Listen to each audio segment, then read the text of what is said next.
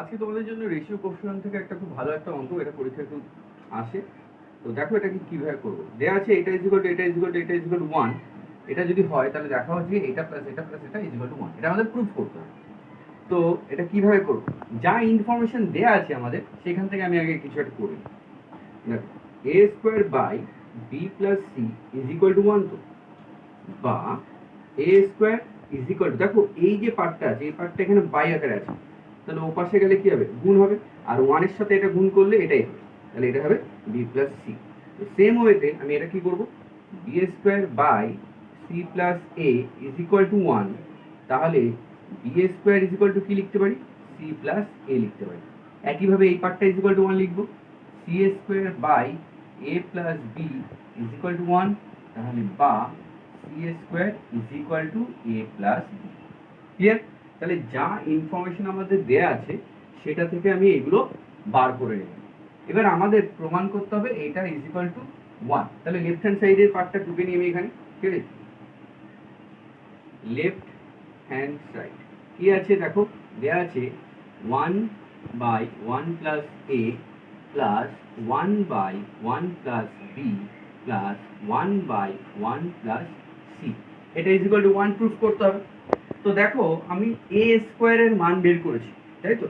তাহলে এইটাকে যদি a স্কয়ার করতে হয় তাহলে আমাকে একটা a দিয়ে গুণ করতে হবে, কিন্তু এই রাশিটাকে a দিয়ে কিভাবে গুণ করব? আমি এক কাজ করি, a by a, a by a মানে a বাই a মানে তো কিছুই না, না মানে 1, 1 দিয়ে কাউকে গুণ করা মানে সেটাই হয়। তাহলে আমি এটাকে a বাই a দিয়ে গুণ করছি, তাহলে কি হবে দেখো, a দিয়ে উপরে গুণ করলে a হবে, a দিয়ে এই 1 কে গুণ করলে a হবে, a দিয়ে a কে গুণ করলে কি হবে, a স্কয়ার হবে, ঠিক আছে? একইভাবে এটাকে যদি b স্কয়ার করতে হয় তাহলে b বাই b দিয়ে গুণ করব, তাহলে উপরে b দিয়ে গুণ করলে b, এটা হবে b আর এটা হবে b স্কয়ার প্লাস এটা হবে c by c plus c square. Okay, এটাকে a বাই a দিয়ে, এটাকে b বাই b দিয়ে, এটাকে c বাই c দিয়ে গুণ করেছি।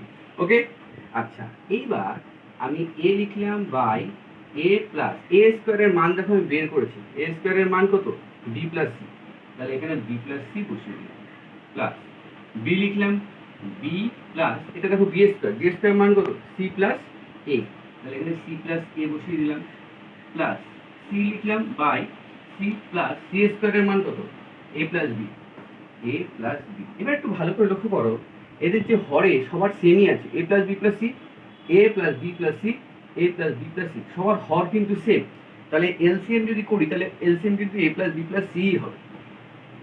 লসাগু করলাম, লসাগু করে কি আসলো, a plus b plus c।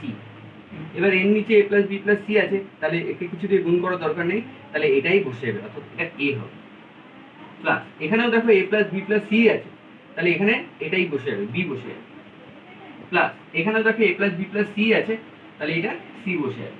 এবার খুব ভালো করে লক্ষ্য করো, দেখো ওপর নিচে সেম সেম এসে গেছে, a plus b plus c, a plus b plus c, তাহলে লব আর হর যাবে কেটে, তাহলে আমাদের অ্যান্সার কি আসবে 1, আর আমাদের মধ্যে 1ই আনতে বলেছে, তাহলে হয়ে গেল 2।